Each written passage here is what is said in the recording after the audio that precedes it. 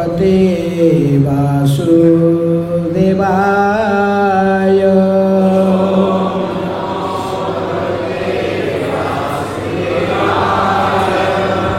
ओम नमः भगवते वासुदेवाय।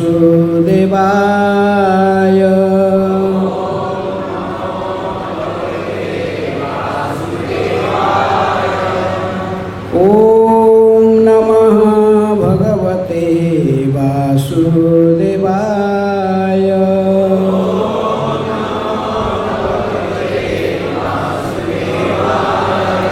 नारायणं नमस्कृत्य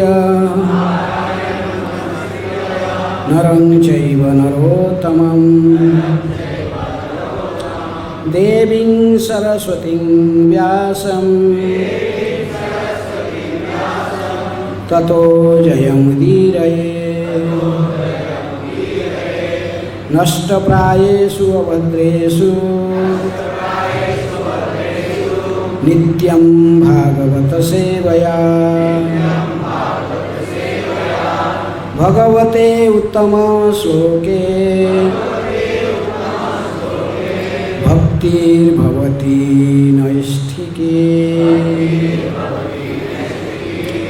श्रीमद् भागवतम से पाठ, सप्तम स्कंध, अध्याय 7। प्रहलाद ने गर्भ में क्या सीखा। आज इस अध्याय के 36 नंबर श्लोक। तदा पुमान् मुक्त समस्त बंधन तद भावानुकृतः असयाकृतिः निर्दग्ध बीजानुशयो महीयसा भक्ति प्रयोगेन समेत्य अधोक्षजम्। शब्दार्थ। तदा उस समय पुमान् जीव मुक्त समस्त बंधन भक्ति पथ के समस्त अवरोधों से तत्भाव परम भगवान के कार्यकलापों की स्थिति के भाव परम चिंतन से अनुकृत उसी प्रकार का बनाया हुआ आशय आकृति जिसका मन तथा शरीर निर्दग्ध पूर्णतया जला हुआ बीज या जगत का मूल कारण अनुशय इच्छा महीयसा अत्यंत शक्तिशाली भक्ति का प्रयोगेण संप्रयोग से समेति प्राप्त करता है अधोक्षजम भगवान को जो मन तथा ज्ञान की पहुँच से परे हैं। अनुवाद तथा तात्पर्य कृष्ण कृपा स्मृति अभय चरणारविंद भक्ति वेदांत स्वामी श्रील प्रभुपाद जी के द्वारा श्रील प्रभुपाद की जय। अनुवाद। तब निरंतर भगवान की लीलाओं के विषय में मनन करते रहने से भक्त का मन तथा शरीर आध्यात्मिक गुणों में बदल जाता है, जिससे वह सारे भौतिक कल्मश से मुक्त हो जाता है। उसकी उत्कट भक्ति के कारण उसका अज्ञान भौतिक चेतना तथा समस्त प्रकार की भौतिक इच्छाएं जलकर पूर्णतया भस्म हो जाती है। यही वह अवस्था है जब मनुष्य भगवान के चरण कमलों का आश्रय प्राप्त कर सकता है। कृपया दोहराइए। जब निरंतर भगवान की लीलाओं के विषय में मनन करते रहने से भक्त का मन तथा शरीर आध्यात्मिक गुणों में बदल जाता है, जिससे बहुत सारे भौतिक कल्मश से मुक्त हो जाता है। उसकी उत्कट भक्ति के कारण उसका अज्ञान, भौतिक चेतना तथा समस्त प्रकार की भौतिक इच्छाएं जलकर पूर्णतया भस्म हो जाती है। यही वह अवस्था है जो मनुष्य भगवान के चरण कमलों का आश्रय प्राप्त कर सकता है। तात्पर्य: जब भक्त पूर्णतया शुद्ध हो जाता है तो वह अन्याभिलाषित शून्य बन जाता है। दूसरे शब्द में उसकी सारी इच्छाएं जलकर भस्म हो जाती हैं और वह भगवान के दास, मित्र, पिता, माता या प्रेमी के रूप में रहने लगता है। इस प्रकार से निरंतर सोचते रहने के कारण उसके वर्तमान शरीर तथा मन पूर्णतया आध्यात्मिक बन जाते हैं और उसके भौतिक शरीर की आवश्यकता समाप्त हो जाती है। यदि लोहे की सालका को आग में रख दिया जाए तो वह गर्म हो जाती है और जब वह पूर्णतया लाल हो जाती है तो वह सालका नहीं रहती, अपितु आग बन जाती है। इसी प्रकार जब कोई भक्त निरंतर भक्ति में लगा रहता है और अपनी मूल कृष्ण भावना में भगवान का चिंतन करता रहता है तो उसके सारे भौतिक कार्यकलाप समाप्त हो जाते हैं, क्योंकि उसका शरीर आध्यात्मिक हो जाता है। कृष्ण भावनामृत में प्रगति अत्यंत शक्तिशाली होती है। अतएव इसी जीवन में ऐसे भक्त को भगवान के चरण कमल की शरण प्राप्त हो जाती है। भक्त की यही दिव्य आनंदमयी भाव विभोर स्थिति श्री चैतन्य महाप्रभु में पूर्णतः प्रकट थी। इस संबंध में श्रील माधवाचार्य लिखते हैं, तद्भाव भाव तद्यथा स्वरूपं भक्ति केचिद् भक्तां विनृत्यन्ति गायन्ति च यथेप्सतं केचित् तूष्णीं जपन्त्येव केचित् शोभयकारिणः। भक्ति की आनंदमय स्थिति में श्री चैतन्य महाप्रभु में पूर्णतया प्रकट थी, जो कभी नाचते थे तो कभी चिल्लाते थे, कभी गाते थे, कभी मौन हो जाते थे और कभी भगवान के पवित्र नाम का कीर्तन करते थे। यही पूर्ण आध्यात्मिक स्थिति है। हरे कृष्ण। ओम अज्ञानातिमिरन्धस्य ज्ञानाञ्जनशलाकया चक्षुरुन्मीलितं येन तस्मै श्रीगुरुवे नमः। श्रीचैतन्यमनोभीष्टं स्थापितं येन भूतले स्वयं रूप कदा मह्यं ददाति स्वपदान्तिकं। वन्देऽहं श्रीगुरुः श्रीयुतपदकमलं श्रीगुरून् वैष्णवांश्च। श्रीरूपं साग्रजातं सहगण रघुनाथानितं तं सजीवं साद्वैतं सावधूतं परिजनसहितं कृष्ण चैतन्यदेवं श्रीराधाकृष्णपदान् सहगण ललिता श्रीविशाखानितांश्च। मूकं करोति वाचालं पङ्गुं लङ्घयते गिरिं यत्कृपातमहं वन्दे श्रीगुरुदीनतारिणं परमानन्दमाधवं श्रीचैतन्यैश्वरं। नमो विष्णुपादाय कृष्णप्रेष्ठाय भूतले श्रीमते भक्तिवेदान्त स्वामिनिति नामिने। नमस्ते सारस्वते देवे गौरवाणी प्रचारिणे निर्विशेषः शून्यवादी पाश्चात्यदेशतारिणे। नमो महावदान्याय कृष्णप्रेम प्रदायते कृष्णाय कृष्णचैतन्य नामिने गौरतिशये नमः। हे कृष्ण करुणा सिंधु दीनबंधु जगत्पते गोपेशः गोपिकाकान्तः राधाकान्त नमोस्तुते। तप्तकाञ्चन गौराङ्गी राधे वृन्दावनेश्वरी वृषभानुसुते देवी प्रणमामि हरिप्रिये। वञ्चाकल्पतरुभ्यश्च कृपासिन्धुभ्येव च पतितानां पावनेभ्यो वैष्णवेभ्यो नमो नमः।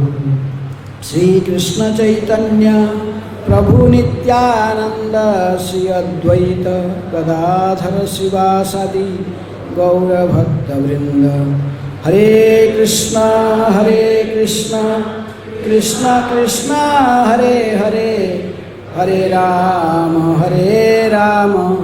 राम राम हरे हरे।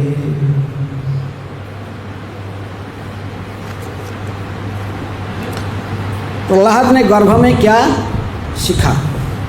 ये प्रसंग गर्भ माने किसके गर्भ में?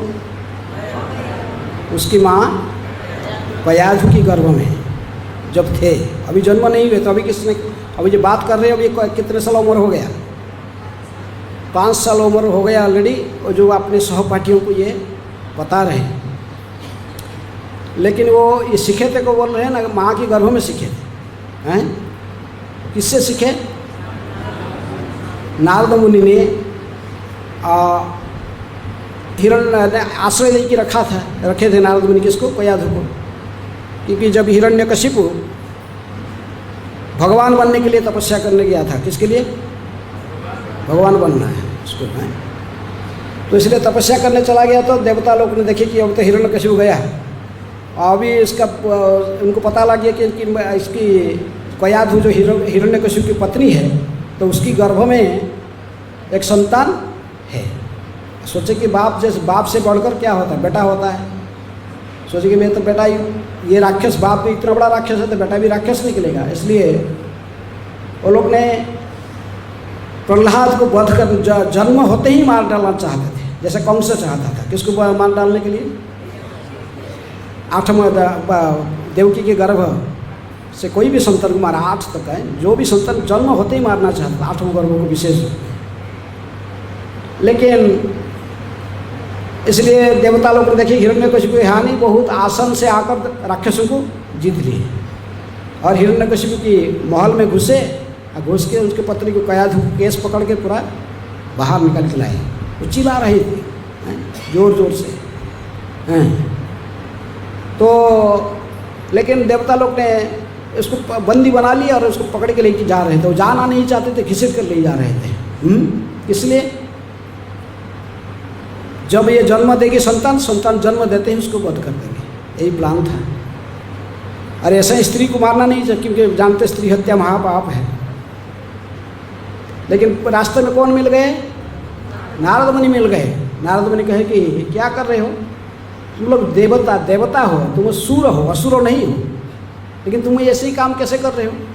किसी गर्भवती महिला को, और जो कि तुम्हारा अधिकार नहीं है, दूसरे किसकी पत्नी है, जानते हो कि सती स्त्री के निश्वास में तुम सब ही जलकर भस्म हो जाओगे। बोले अच्छा।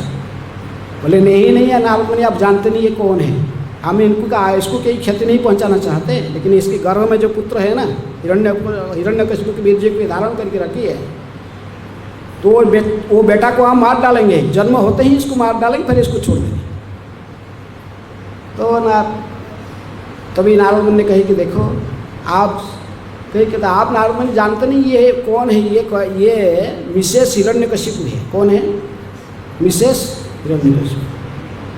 बोले देखो नारद मुनि कहेगी तो आप ऐसे मत सोचो, इसकी गर्भ में जो संतान है ये भगवान की महान भक्त है, शुद्ध भक्त है। आप दुनिया के समस्त शक्ति को इकट्ठी करके भी इसका वध नहीं कर पाओगे, कोई नहीं कर सकता इसका वध। जिसको भगवान स्वयं रक्षा करते हैं तो उसको कौन मार सकता है? राखे कृष्ण मारे कृष्ण राखे के। नारद मुनि कहे कि इसको मेरे जमींदारी में छोड़ के जाओ, यहाँ से चले जाओ तुम्हारा। तो उनको तो विश्वास, नारद मुनि के प्रति सम्मान थे, क्योंकि ये भी देवर्षि हैं। जानते थे नारद मुनि हमारे पास में झूठ नहीं कहेंगे, तो इसलिए वो लोग नारद मुनि को प्रणाम किए और उन्हें पता लगा कि कयाधि को गर्भ में एक महान भक्त है, इसलिए कयाधि को भी परिक्रमा किए, उनसे भी माफ़ी मांगकर देवता लोग भाग गए, चले गए अपने स्वर्ग। तभी कोई आश्रय ही था कयाधि का, तो नारद मुनि कहे कि बेटी चिंता मत करो, मेरे आश्रम में आकर निर्भीक होकर तुम्हारे पति वापस आने तक तुम यहीं रह सकते। इसलिए कयाधि जाकर नारद मुनि के आश्रम में लेकिन नारद मुनि, आप सब सोचते हैं नारद मुनि के आश्रय कहाँ से आ गया है, क्योंकि उनका तो कहीं रहते नहीं, रहने अभिशाप है दक्ष का, कहीं रह नहीं सकते स्थिर भाव से। लेकिन फिर भी कहीं ना हो सकता कि ये घटना उसको अभिशाप की पहले भी हो सकता। किसका अभिशाप की पहले? दक्ष का अभिशाप की पहले, या नारद मुनि के अभिशाप ने सर्वत्र अभिशाप नहीं लागू होता है। जैसे हमारे वृंदावन धाम में भी नारद कुंड है, कुसुम सरोवर के आगे गोवर्धन परिक्रमा के मार्ग में। कहा गया कि नारद मुनि वहाँ पर बैठ के भी क्या लिखे थे?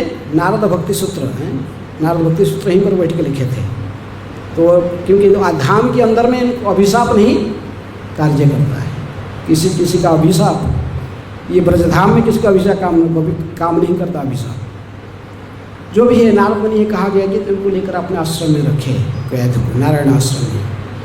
तभी उसी समय नारद मुनि ने कि ये सेवा करने लगी, तो फिर वो आश्रम को सफाई करने लगे, नारद मुनि के कई प्रकार की सेवा करने लगे। तो नारद मुनि ने भक्तों की भावना जैसे होता है, वो पर दुख में दुखी होकर सभी की हित साधना करना चाहते हैं, इसलिए उन्होंने भगवान हरि की कथा मृत्यु को श्रवण कराने लगे। लेकिन मुख्य उद्देश्य था नारद मुनि के, मैं जो कुछ कह रहा हूँ वो जानते थे कयाधु स्त्री शरीर में, और ये सुनता नहीं है बात ज़्यादा। इसकी मति कहाँ लगा हुआ है? उसके पति में। इससे कब हिरण्यकशिपु वापस आएगा, बस वही चिंतन निमग्न रही है। कहा जाता है कि जब तक हिरण्यकशिपु वापस नहीं आया था, ये संतान को जन्म नहीं दी थी। आप तो सोचते कि सुखदेव गोस्वामी सबसे ज़्यादा दिन गर्भ में रहे हैं, कि 12 कहते 14 साल या कोई 16 साल 12 साल, ऐसे ही अलग अलग पुराण में अलग अलग लिखा हुआ। लेकिन ये प्रहलाद महाराज ने कितने दीर्घ समय तक रहे गर्भ में? हिरण्यकशिपु कितना दिन सब तपस्या करते रहा है? देवताओं के साल में, पूरे देवताओं के वर्ष में कितने वर्ष हैं? 1 साल। कितना दिन तपस्या किया? कोई जोर से बोलो। एक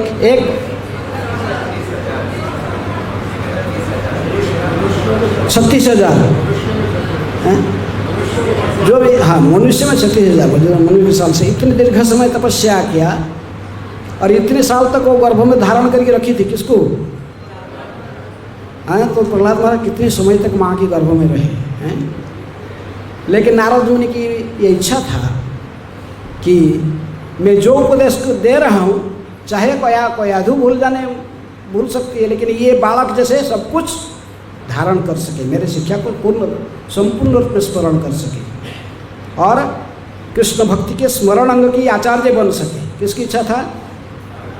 क्योंकि ये सब स्मरण की एक बार सुने थे, नारद जी के मुख से पूरा स्मरण रहा लाइफ टाइम प्रहलाद महाराज। इसलिए विष्णु स्मरण के आचार्य है नारद मुनि ने। क्या कौन आचार्य? प्रहलाद महाराज अपने गुरु के आशीर्वाद से हैं, सब कुछ स्मरण रह गया। तो इसलिए जो इन्होंने हमने पिछले अध्याय में जब आपने सहपाठियों को शिक्षा 6ठा अध्याय में दे रहे थे, शिक्षा सब दिए, कुमारी आचरत प्राज्ञ धर्मान भागवत यह आदि हैं, दुर्लभ मानुषंग जन्म यद्यपि अध्रुव। तो बोले तुम ये सब कहाँ से सीखा? अरे तुम और हम तो एक साथ में रहते, हम तो कभी किसी साधु को मिलते नहीं हैं, कोई चांस भी नहीं है। हम तो राक्षस के घर में जन्म हुए, राक्षस के बेटे हैं, और ये पढ़ते भी, पढ़ाने वाले भी सब हमको ऐसा भौतिक विद्या सिखाते हैं, और तुम ये सब ज्ञान कहाँ से लाए? तभी नारद मुनि ने उनको बताए कि देखो, मैं ये सब ज्ञान को मेरे गुरु, आध्यात्मिक गुरु कौन है? नारद मुनि के मुखारविंद से सुना। कब सुना? जब मैं माँ की गर्भ में था, है नारद मुनि के आश्रम में मेरी माँ थी कयाधु, और वो नारद मुनि तो उनको बताए, मेरे माँ को बता रहे थे, लेकिन इनकी इच्छा था मैं भी ये सब को धारण करूँ, ये शिक्षा को है। मेरी माँ तो भूल गई सब, हिरण्यकशिपु को आने के बाद बस फिर संसार के जीवन में वो मत गई, लेकिन ये सारे शिक्षा मैं धारण करके रखा, मेरे पूर्ण स्मरण रहा नारद जी की कृपा से। ऐसे कहे कि उन्होंने शिक्षा को जो सुने थे नारद मुनि के मुखारविंद से, उसी को इसी अध्याय में कहे प्रहलाद ने गर्भ में क्या सीखा, माँ की गर्भ में रहते हुए भी ये ज्ञान को धारण कर पाए। और ये विशेष रूप में पहले भौतिक जीवन की सूचना देते हुए भौतिक संसार में सभी लोग गुणों की प्रभाव से प्रभावित होते हैं। प्रत्येक व्यक्ति कारण गुण संगस्य सत असत जोनि जन्मसु, सत असत जोनि को व्यक्ति अपने जो जो गुण के द्वारा प्रभावित होकर कार्य करता, उसी के प्रभाव से उसी से ही जोनि प्राप्त कर लेता है। लेकिन ये कर्मबंधन से मुक्त होने के लिए क्या उपाय है, इसकी बात उन्होंने 30 नंबर श्लोक से आगे 30 से ये 36 है, 30 नंबर श्लोक से ही नारद मुनि प्रारंभ करते हैं कि गुणों के प्रभाव से मुक्त होकर कर्मबंधन से कैसे मुक्त हो जाना चाहिए ना, यदि कोई भक्ति को आश्रय करता है। अनन्य अव्यभि, जैसे गीता में भगवान ने कहे 14वें अध्याय में, योमांग अव्यभिचारेण भक्ति जोगेन सेवते स्वगुणान समतीतैतान ब्रह्म भूयाय कल्पते हैं। कहे अव्यभिचारिणी भक्ति करने से भगवान कहे, व्यभिचारी भक्ति नहीं है। अन्य पद मेरे थोड़ा भगवान का भी भक्ति करना, दूसरे फिर और दूसरे देवताओं की भी भक्ति करते रहना साथ साथ हैं, ये नहीं। भगवान के सर्वधर्मान परित्यज्य माम एकं, इसलिए अनन्य भक्ति करना, अनन्य भक्ति गोविंद है। जो व्यभिचारी भक्ति नहीं करता है, व्यभिचारिणी स्त्री अर्थात जो स्त्री एक पति में मति रखता है उसको सती स्त्री कहते हैं, जो कई पुरुषों में मति रखता है उसका नाम वो उसको व्यभिचारिणी कहते हैं। तो इस प्रकार भक्त भी यदि हैं, भक्त के भक्ति का बार भक्त व भक्ति का शब्द केवल कृष्ण भक्ति के पास उपयोग की जाती है। भक्ति का अर्थ ही किसका भक्ति है, कृष्ण। लेकिन वो सब का भक्ति करते रहेगा, पंच उपासना करते रहेगा, बोलेगा सब समान है। कृष्ण भी भगवान है, सूर्य भी भगवान है, गणेश भी भगवान है, शक्ति भी है, देवी भी भगवान है, शंकर भी भगवान है। ऐसे 5 जैसे पंच उपासना स्मार्त विधि से कहते हैं। तो ऐसा करने वाला व्यक्ति व्यभिचारी भक्ति करता है। लेकिन भगवान कहते हैं नहीं, अव्यभिचार है। तो उसी बात, तो ऐसे अव्यभिचारी भक्ति शुद्ध विशुद्ध भक्ति यदि कोई करता है तो गुणों के प्रभाव से वो मुक्त होकर भगवान को प्राप्त करने के लिए योग्य बन जाता है। तो उसी बात को कैसे भक्ति के प्रारंभ करना है, ये 30 नंबर श्लोक से ही प्रहलाद महाराज समझा रहे हैं भक्ति कैसे प्रारंभ करना। गुरु शुश्रूषया भक्त्या सर्वलब्धार्पणेन च संगेन साधु भक्तानाम ईश्वराराधने च श्रद्धया तत्कथायांच कीर्तनै गुणकर्माणां तदपादाम्बुरुह ध्यानं तद्लिंगे क्षणाधिभिः। इससे पहले आप सुने होंगे, बहुत सुंदर वर्णन की गई कैसे। अभी जो श्लोक हम आज पढ़ रहे हैं ये भाव भक्ति के स्तर का श्लोक है। अंत में जैसे साधक को कैसे आना चाहिए, आदौ श्रद्धा तथा साधु संग भजन क्रिया अनर्थ निवृत्ति निष्ठा रुचि आसक्ति भाव प्रेम है। भाव भक्ति प्रेम भक्ति वो लास्ट में, वो जो आज का श्लोक है वो भाव प्रेम का स्तर पर है, लेकिन शुरू से सिखा है कैसे उस स्तर को जाएंगे। नारद मुनि स्टार्टिंग से कहे हैं गुरु शुश्रूषया भक्त, गुरु की सेवा का गुरु पदाश्रय, आदौ गुरु पदाश्रय जैसे रूप गोस्वामी कह रहे हैं। और सर्वलब्धार्पण, तुम्हारे पास जो कुछ है अर्पण समस्त अर्पण कर देना चाहिए। किसको, गुरु को शरणागत होने का अर्थ सब कुछ अर्पण करना, कोई रिजर्वेशन नहीं, सब तुम्हारा नहीं और कुछ है। दीक्षा काले शिष्य करे आत्मसमर्पण, सही काले शिष्य सही काले कृष्ण तारे करे आत्मसमर्पण। तो दीक्षा लेकर गुरु ग्रहण करने का अर्थात आदौ गुरु पादाश्रय है, उनसे दीक्षा प्राप्त करने का अर्थ कहते कि सर्वलब्धार्पणे च, जितने भी तुम्हारे पास है जो कुछ तुम्हारे पास सब कुछ अर्पण कर देना। किसको, गुरु को। तुम्हारा नहीं है, शरीर भी तुम्हारा नहीं है। जिस शरीर में तुम भी है और ये 5 जो शरीर, ये शरीर भी तुम्हारा नहीं रह गया। दीक्षा के समय किसका हो गया ये, हैं गुरु का हो गया। इस चास्टाइज किया था सनातन गोस्वामी को महाप्रभु ने, इसलिए वो भी सोचते थे कि रथ पहिया के नीचे सो जाऊंगा, जगन्नाथ की रथ पहिया के नीचे सो कर शरीर त्याग करना। महाप्रभु डांटे देखो ये व्यक्ति का कैसा चिंतन है। ये दीक्षा लिया जो मेरे से, दीक्षा काले शिष्य करे आत्मसमर्पण, और मैं इसको जो मेरे से मुझे अर्पण कर दिया सब कुछ, शिष्य मुझे गुरु माना, लेकिन अभी देखो शरीर, हाँ ये शरीर किसका, मेरा हो गया, गुरु को अर्पण कर दिया। और मैं इसका ये शरीर को माध्यम बनाकर कितनी कितनी कार्य करने के लिए सब प्लान बना के रखा हूँ, है राधा जहाँ मदन मोहन की मदन मंदिर बनाना है, कितनी का क्या क्या प्लान करके रखा हूँ, कितने ग्रंथों को प्रणयन करना, ब्रज की लीलास्थलियों को उद्धार करना। लेकिन ये व्यक्ति क्या कर रहा है, इसको नष्ट करना चाहता है। सनातन गोस्वामी बहुत रोने लगे, समझ गए। तो इसलिए ये पहले से ही नारद मुनि शिक्षा दे रहे हैं, उसको प्रहलाद महाराज रिपीट करके बोले, वो भी महाजन है, ये भी महाजन है, नारद मुनि भी महाजन है और प्रहलाद भी एक महाजन है। कि नारद मुनि विशेष रूप में भगवान के शाक्यावेश अवतार है, भगवान के 24 अवतारों में से भी इनके नाम आता है। किसका, किसके लिए नारद मुनि का अवतार है? भक्ति की प्रचार के लिए, भक्ति प्रचार करने के, भक्ति की किसी भी संप्रदाय जब शुरुआत होता है उसमें से ये रहते हैं। कौन रहता है? नारद मुनि। कोई भी संप्रदाय हो, नारद मुनि के बिना कोई भी भक्ति के संप्रदाय बनेगा ही नहीं है। चाहे ब्रह्म संप्रदाय हो और श्री संप्रदाय हो, रुद्र संप्रदाय व कुमार संप्रदाय, कोई भी संप्रदाय में नारद मुनि आएंगे। तो इसलिए ये भक्ति के आचार्य है, और आपने शिष्य जो भी बात में, वो भी उनकी कृपा से, और दूसरे महाजन हैं, दूसरे महाजन बनेंगे तो उनको शिक्षा दे रहे हैं। तो उनको माध्यम बनाकर सारे शिक्षा किसको दे रहे हैं? हम सभी हैं, श्रद्धालुओं को शिक्षा दी जाती है। इसलिए कहते हैं भक्ति की कैसे शुरुआत करना, क्योंकि डिटेल में चर्चा करने फिर इसके बाद साधु संग है, भक्ति की आदौ श्रद्धा, आदौ साधु संगेन साधु भक्तानाम ईश्वर आराधन है। साधु के संग में रहकर ईश्वर की आराधना करना चाहिए, अकेले नहीं, साधु की संगति में रहकर। कैसे करना आराधना, कैसे प्रारंभ होना? श्रद्धया तत्कथायांच कीर्तनं गुणकर्मणा है। पहले श्रवण, क्योंकि भक्ति का पहला अंग श्रवण है, इसलिए साधु संग में बैठकर हरि कथा का श्रवण करने का, तत्कथायांग, और कीर्तन भी करना। कीर्तन गुणकर्मणा, भगवान के जन्म कर्म चमय दिव्य, ये दिव्य जन्म कर्म की गुणगान करना, साधु मुख से भगवान की कथाओं को श्रवण करना। तत्पादारंभ ध्यान, भगवान के चरण कमल, जैसे गुरु के आदेश में अनुयायी भगवान के चरण कमल को ध्यान करना, इनके दिव्य अंग का, दिव्य स्वरूप का चिंतन करना। ऐसे ही सब क्रम क्रम नारद मुनि ने सब सिखाए। तो इस प्रकार इसको आस्ते आस्ते भक्ति में आगे बढ़ना चाहिए, है? जानना चाहिए कि हरि सर्वेषु भूतेषु, भगवान कहाँ है?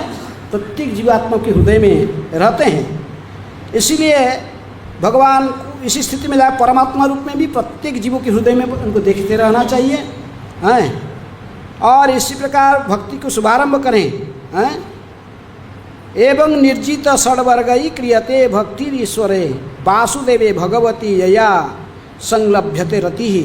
इसी प्रकार आस्ते आस्ते वसुदेव भगवान श्री कृष्ण के चरण कमल में मति को स्थिर करके ही भगवान के प्रति आसक्ति हो जाना चाहिए। काम क्रोध लोभ मोह मद ईर्षा से, प्रभाव से स्वयं को मुक्त कर लेना चाहिए। ऐसे कहकर आगे आगे सिखाते भक्ति कैसे, साधक कैसे, कीर्तनम, फिर स्मरणम, कीर्तनम श्रवणम, कीर्तनम स्मरणम, पाद सेवनम, अर्चनम, वंदनम, दास्यम, ऐसे भक्ति का आगे बढ़ते बढ़ते अंग को, बढ़ते बढ़ते फिर विधि भक्ति को छोड़कर और रागानुग भक्ति में प्रवेश कर जाता है। रागानुग भक्ति कब होता है? जब व्यक्ति का स्वतः आकर्षण हो जाता है। किसमें? कृष्ण में। लौल्यम अपनी राग भक्ति का अर्थात भगवान के प्रति स्वतः आकर्षण हो जाना। वो श्लोक क्या है? भक्ति सामग्री सिंधु का प्रसिद्ध श्लोक है।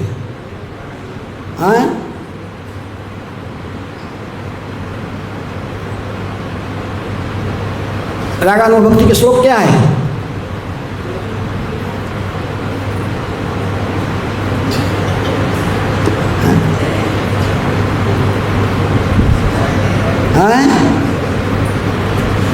तो भक्ति की जब व्यक्ति स्वतः आकर्षण हो जाता है, क्या श्लोक बोलो, जोर से बोलो, उसको पता है राधा रंग है।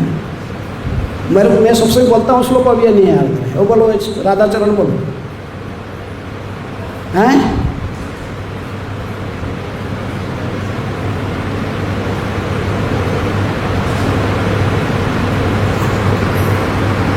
लौल्यमपि, एक लास्ट लाइन है, लौल्यमपि एकलामूल्यम कोटि जन्म सुकृतिरपि न लभ्यते। पहला लाइन क्या है? जिसको लालच है भगवान की भक्ति करने में, उसकी स्वतः आकर्षण की स्थिति में आ जाता है। साधन भक्ति करते करते व्यक्ति उस स्तर को, भाव भक्ति के स्तर में प्रवेश करता है। हैं? क्या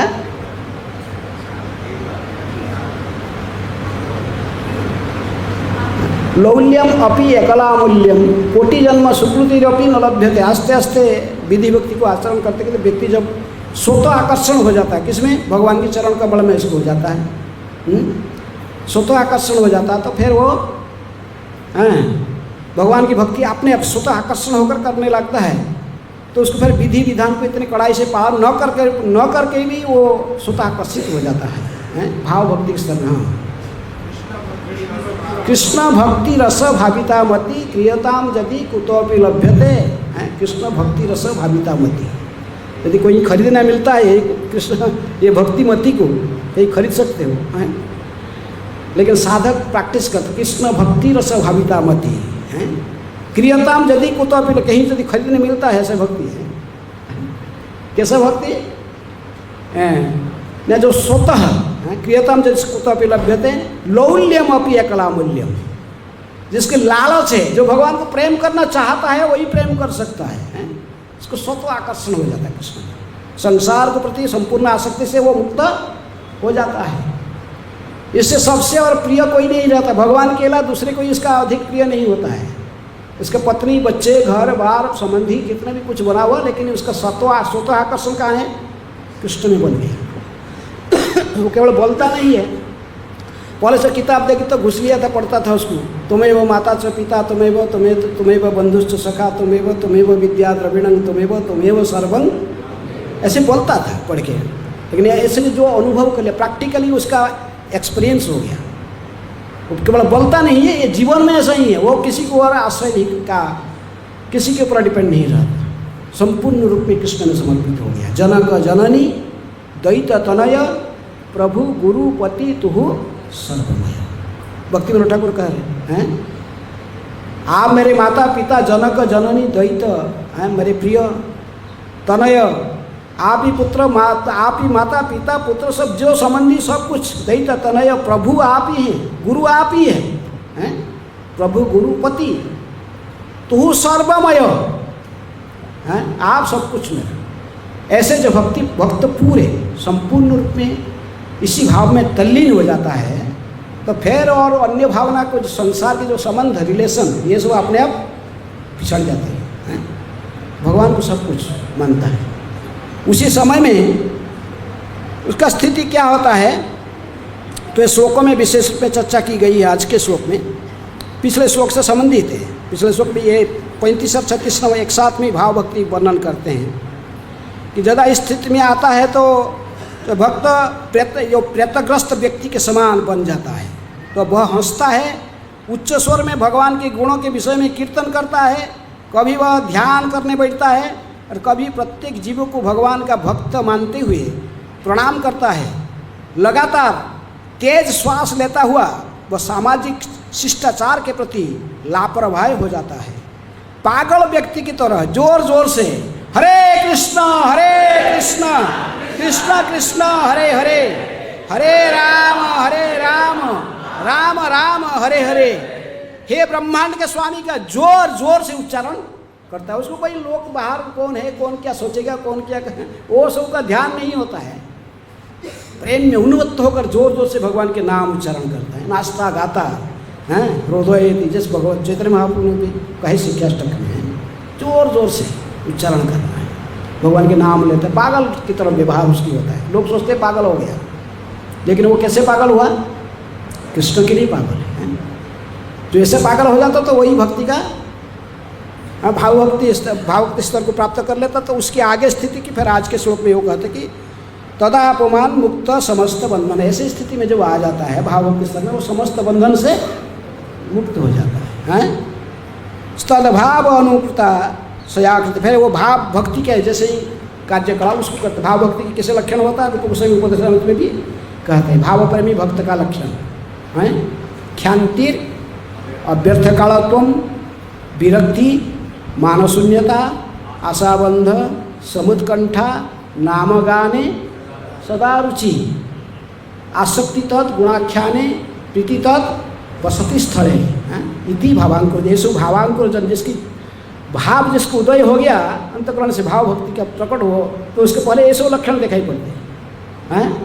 ख्यान्ति, सहनशील हो जाता है व्यक्ति, बहुत सहनशील होता है। तृणादपि सुनिचन तरोरपि सहिष्णु, जितनी कोई कुछ कहने पर उसको फर्क नहीं पड़ता है। वो नाचता गाता भगवान के नाम लेकर पागल की तरफ नाचता गाता भगवान में बात वो दूसरे जगत में होता है। उसकी चिंतन संपूर्ण आध्यात्मिक जगत में है, भगवान की चरण को चरणारविंद में लगा गया है। तो उसको भौतिक जीवन का परिवेश, भौतिक संसार का परिवेश ऐसो प्रति कोई स्मरण नहीं होता। ऐसी स्थिति क्या चल रहा है इसको कोई जानने की भी आवश्यकता नहीं है। इसलिए कोई कुछ बोले, इतने कुछ गाली दिए, कोई पिटाई कर ले, कुछ भी करे, मान अपमान तुल्य, उसको कुछ ऐसा फर्क नहीं पड़ता। इसलिए ख्यान्ति, सहनशील हो जाता है। कोई 22 बजा में पिटाई करने से भी उसका कोई फर्क नहीं, वो तो चिंतन तो और कहीं लगा हुआ है। इस शरीर में चिंतन नहीं है। देह ने संसार बंधन कहाँ था, देह स्मृति नहीं जार। जिसके शरीर का स्मरण है नहीं तो उसको संसार का बंधन कहाँ से लगेगा। भाव प्रेमी का स्तर पर भाव प्रेमी भक्त शरीर को ही भूल जाता है। ये 5 भूत से बना हुआ है शरीर में, ये शरीर हो, ये भाव चेतना से मुक्त हो जाता है। वो जानता मैं कृष्ण के दिव्य दास हूँ। वो फिर अपने आध्यात्मिक शरीर, जिस शरीर को आध्यात्मिक जगत में भगवान की सेवा के लिए प्राप्त होता है, उस शरीर के चिंतन में हमें जितने कुछ करते हैं अज्ञानता के कारण हमें इसको करते हैं। हमारे स्वरूप की ज्ञान हमारे पास नहीं है। हम खाली बोल देते कि जी मेरा स्वरूप है कृष्ण नित्य, लेकिन इसका कोई प्रैक्टिकल हमको अनुभव नहीं है। लेकिन जो भाव प्रेमी भक्तों को इसका अनुभव होता है कि भगवान की सेवक हूँ, कैसे सेवा करूँ, तो उसको पता चलता है मैं कौन सा रस के भक्त हूँ। शांत, दास्य, सख्य, वात्सल्य, माधुर्य प्रभुपाद जी भी लिखे। तो इसमें से कौन सा भक्त है इसको भी पता चलता है। उपदेशामृत के 8 नंबर श्लोक में भी चिंतन को फिर कहे प्रकट किए हैं, रूप गोस्वामी ने शिक्षा दिया है। 8 नंबर श्लोक में कहते कि ये उपदेश सारम, सारे उपदेश का सार यही है।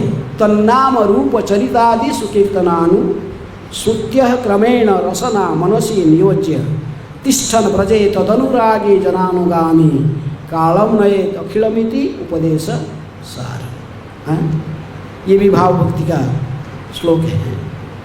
तो यहाँ पर भी वही भाव भक्ति के स्तर पर भी एक श्लोक की उपदेश जो प्रहलाद महाराज कह रहे हैं, वहाँ भी कहते कि तन नाम रूप चरित आदि, भगवान के नाम रूप, तन नाम रूप चरित हैं इनकी लीलाएँ आदि सुकीर्तन, इनको कीर्तन करने में मस्त रहता है व्यक्ति।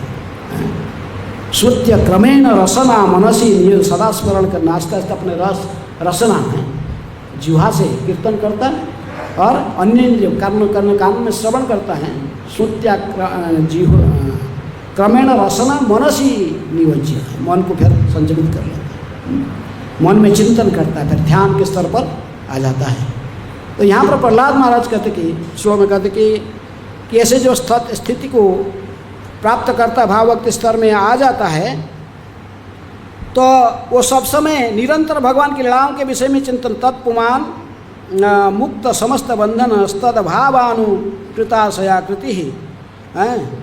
तो कहते फिर तो सदा निरंतर क्या करता ना, भगवान की लीलाओं के विषय में मनन करता है।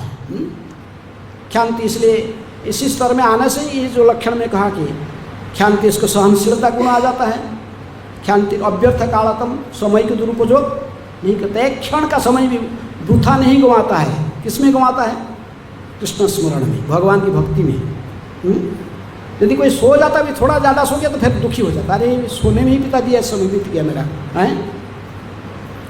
इसलिए गोस्वामी लोग ने वृंदावन के थे, ये जानबूझकर 2 घंटा सोता नहीं, पैसे पर इनको कुछ ऐसे अभ्यास करके 2 घंटा सोना पड़ता ना क्या? नहीं, ये कितना कृष्ण भावना में इतनी तल्लीन रहते थे, ये अपने आप घट जाता है। यदि कोई व्यक्ति एडवांस होता है भक्ति में 4 चीज़ अपने आप घट जाते हैं। क्या क्या? आहार, निद्रा, भय, मैथुन, वो मुक्त हो जाता है। आस्ते आस्ते कम जाएगी, घट जाएगा अपने आप। उन्नत हो भक्ति में आगे बढ़ रहा तो ये चारों अपने आप घटेंगे हैं। उसके खाना भी घट जाता है थोड़ा है। निद्रा, आहार और विहार आदि विजित हो हैं। इसका निद्रा सोने का समय, इसका आहार भोजन भी है, ये भी घट जाता है। निद्रा, आहार और विहार इसको चिंतन से मुक्त हो जाता है आस्ते आस्ते हैं। इसलिए सोना भी कृत्रिम रूप में नहीं चाहिए 2 घंटा, नहीं। वो चले यार, ये नहीं कि इनको प्रैक्टिस करके हमें जो निर्जला करना पड़ेगा उनको थोड़ा, अरे आज ही निर्जला करूँगा तो कल थोड़ा खा लेता हूँ और कुछ ऐसा है, ऐसा नहीं।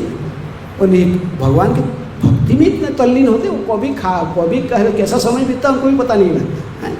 इनकी चेतना तो शरीर में रहता ही नहीं, चेतना कहाँ है? कृष्ण में लगा हुआ। देह स्मृति नहीं, देह शरीर का स्मरण नहीं है तो शरीर संसार बंधन कहाँ से लगेगा?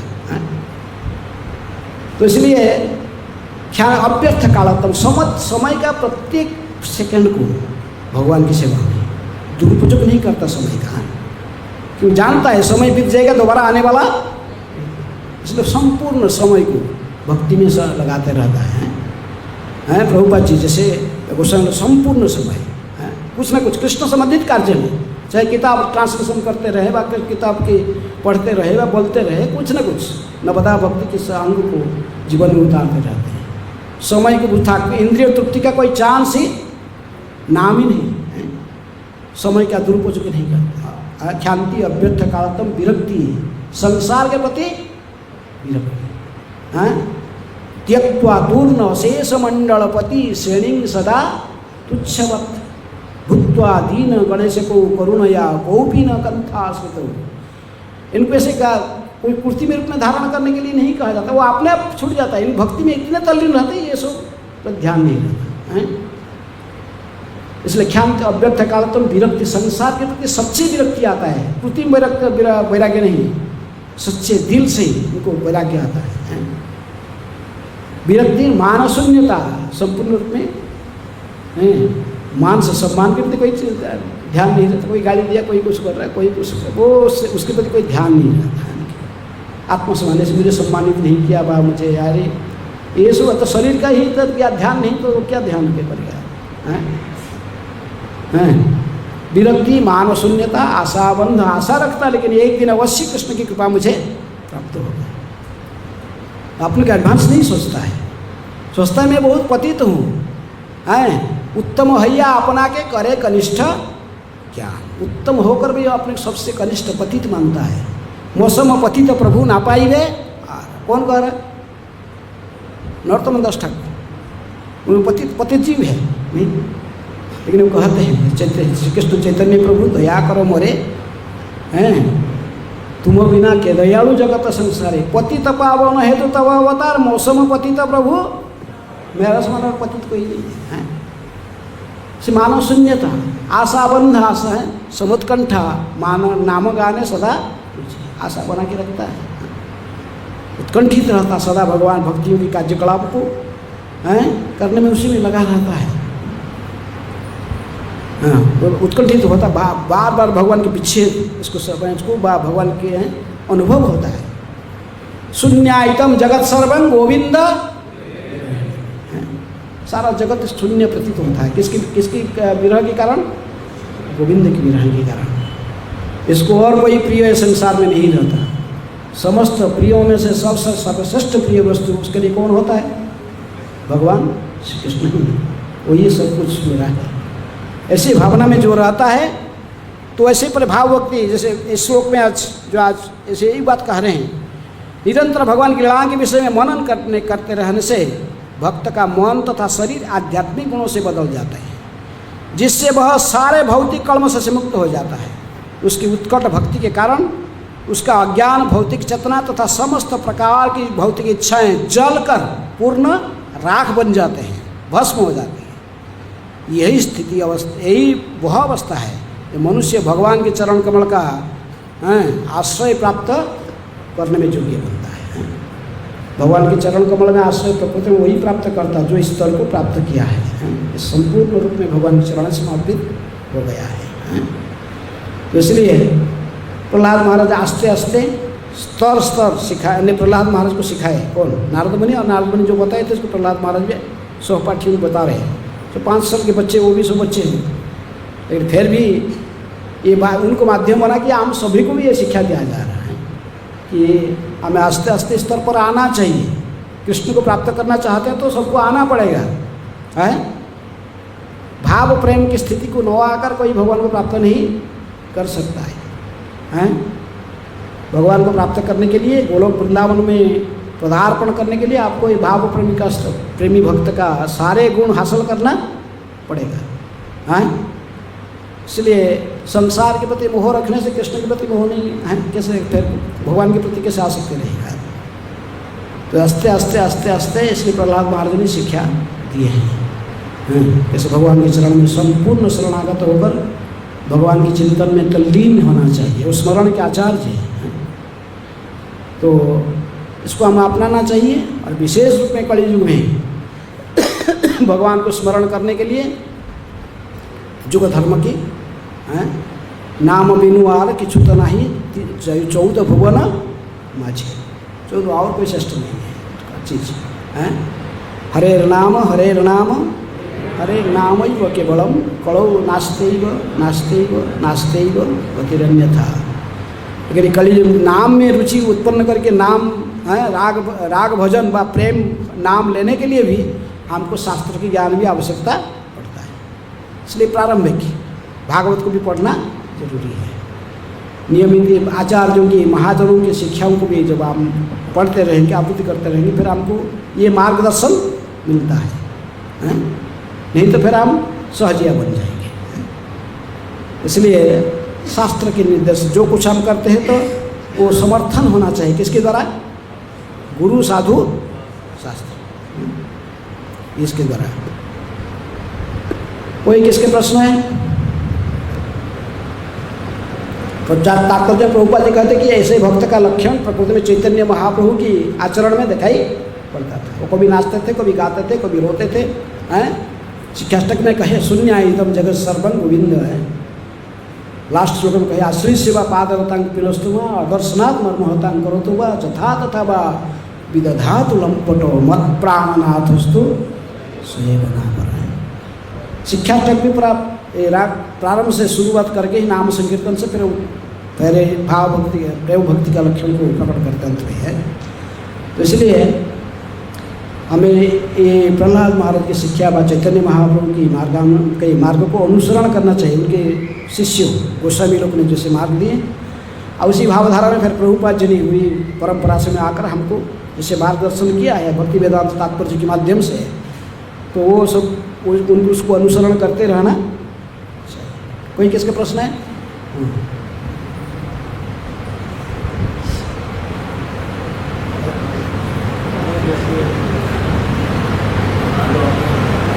माइक क्या नहीं? माइक नहीं, बोलो जोर से।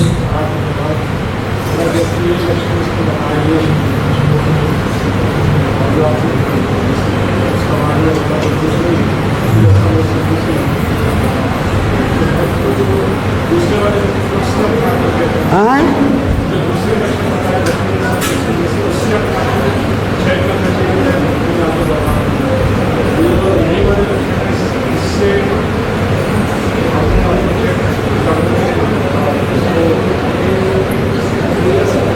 आपने वो क्या बोल रहे हैं? क्या बोल रहे हैं? कुछ क्लियर नहीं, इधर आगे बोलो। हाँ